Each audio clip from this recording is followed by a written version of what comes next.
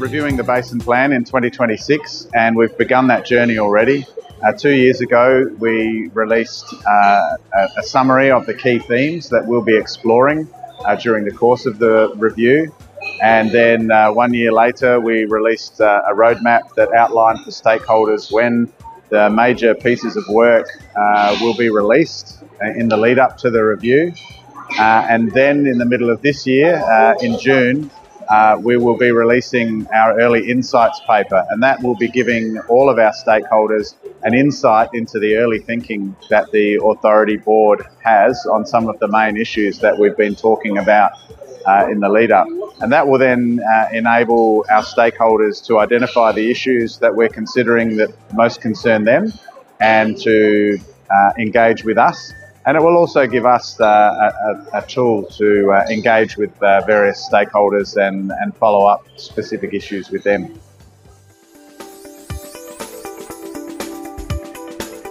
Those 4 themes came, one from the experience of the development of the Basin Plan, where one of the reflections was the Authority tried to address every issue that bubbled up, and it was too many.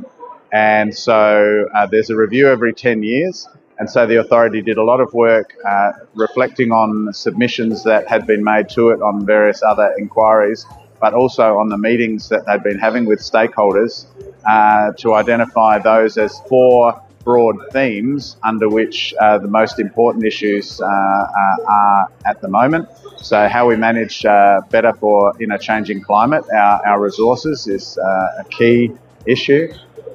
We've come a long way in better including First Nations people in the management of the basin and understanding and respecting their history and their culture. But it's also governments right across the basin have acknowledged that we've come a long way, but there's a lot further to go, and that's a really important theme for them. One of the main elements of the Basin Plan is ensuring that we have a sustainable level of extraction. And so that's really going to be a theme of every review, I would expect. And of course, we do need to have a look at the overarching regulatory framework in the plan, and how can we make it simpler for the next 10-year period.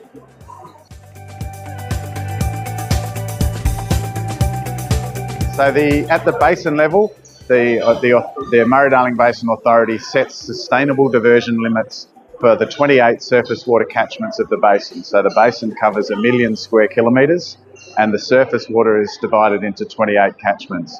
We set the sustainable diversion limit for the catchment, and then the state government makes sure that their allocations do not exceed that sustainable diversion limit in any 1 year.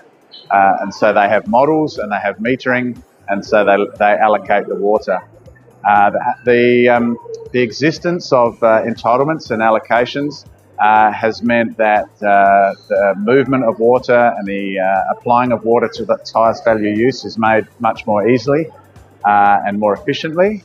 And one of the downsides is there is still a lot of concern about who owns the water entitlements and who's making decisions about when it will be released to market and when it will be sold and when it will be kept for personal use.